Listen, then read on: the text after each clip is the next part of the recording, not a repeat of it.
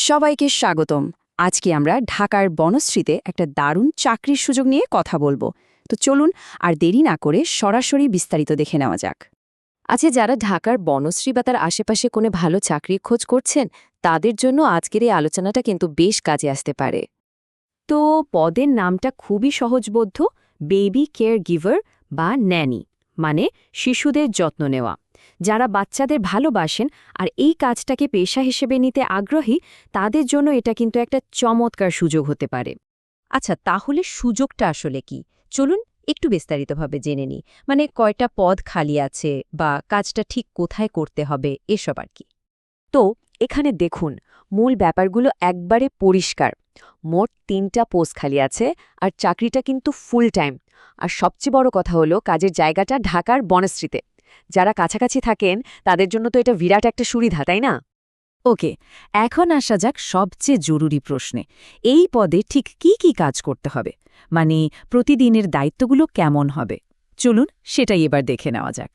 এইখানে কাজের একটা পরিষ্কার ছবি পাওয়া যাচ্ছে, তাই না? মানে বাচ্চার সার্বিক যত্ন তো নিতেই হবে, খাওয়ানো, পরিষ্কার রাখা, খেলাধুলো করা। এর পাশাপাশি বাচ্চার মায়ের সাথেও কিন্তু সাহায্য করতে হবে। আর হ্যাঁ, বাচ্চার নিরাপত্তা নিশ্চিত করাটা তো সবচেয়ে বড় দায়িত্ব। আর সব কিছুর ওপরে সেটা হলো বাচ্চার সাথে ধৈর্য ধরে আদর যত্ন দিয়ে ব্যবহার করা। আচ্ছা, কাজ তো বোঝা গেল, কিন্তু এই পদের জন্য আবেদন করতে গেলে কি যোগ্যতা লাগবে? চলুন এবার সে বিষয়গুলো একটু জেনে নিই, যাতে বোঝা যায় কারা এই পদের জন্য আবেদন করতে পারবেন। দেখুন, শিক্ষাগত যোগ্যতার ব্যাপারটা কিন্তু খুবই সহজ রাখা হয়েছে। আবেদন করার জন্য অন্তত এসএসসি পাশ হলেই চলবে। এর ফলে কিন্তু অনেকেই এই চাকরির জন্য আবেদন করার সুযোগ পাবেন। এই পয়েন্টগুলো কিন্তু বেশ ইন্টারেস্টিং। এখানে শুধু বেবি সিটিংয়ের অভিজ্ঞতা চাওয়া হয়নি। দেখুন, বাচ্চার স্বাস্থ্য আর পুষ্টি নিয়ে জ্ঞান, এমনকি আর্লি চাইল্ডহুড ডেভেলপমেন্ট বা বাচ্চার মানসিক বিকাশ নিয়েও ধারণা থাকতে বলা হয়েছে। তার মানে হলো, তারা শুধু একজন সাধারণ কেয়ারগিভার খুঁজছেন না, বরং এমন কাউকে খুঁজছেন যিনি বিষয়গুলো বোঝেন। অভিজ্ঞতার ব্যাপারে একটা জরুরি বিষয় আছে। এখানে কিন্তু বলা হয়েছে সর্বোচ্চ ৪ বছরের অভিজ্ঞতা। এর মানে কি?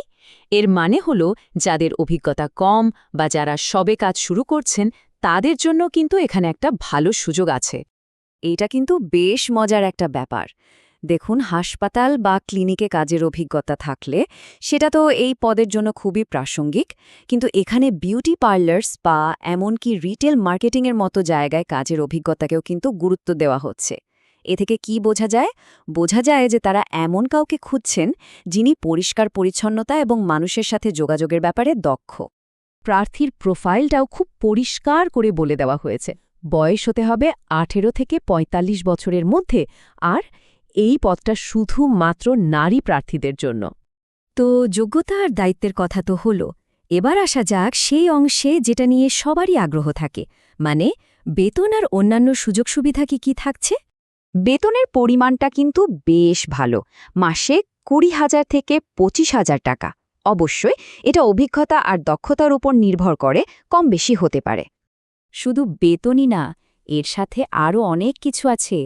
থাকা খাওয়ার পুরো ব্যবস্থাই তারা করবে। তার মানে বেতনের প্রায় পুরোটাই কিন্তু জমানো সম্ভব। সাথে আবার আলাদা থাকার ঘরও আছে। বছরে 2টো ফেস্টিভ্যাল বোনাস, আবার বেতন বাড়ার সুযোগও থাকছে প্রতি বছর। আর সব শেষে একটা পারিবারিক পরিবেশে কাজ করার সুযোগ। সব মিলিয়ে প্যাকেজটা কিন্তু দারুণ। আচ্ছা, তাহলে তো সব জানা হয়েই গেল প্রায়। এখন প্রশ্ন হলো, আবেদনটা করতে হবে কিভাবে?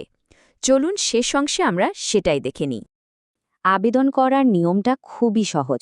শুধু নিজের একটা সিভি বা জীবন বৃত্তান্ত তৈরি করতে হবে। তারপর সেটা বিজ্ঞপ্তিতে দেওয়া ঠিকানা বা ইমেলে পাঠিয়ে দিলেই হবে।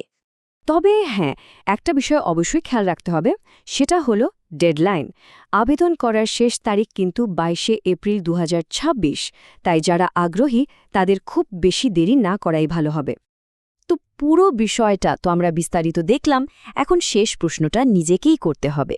এই পদের দায়িত্ব, যোগ্যতা আর সুযোগ সুবিধাগুলো কি আপনার জন্য ঠিকঠাক?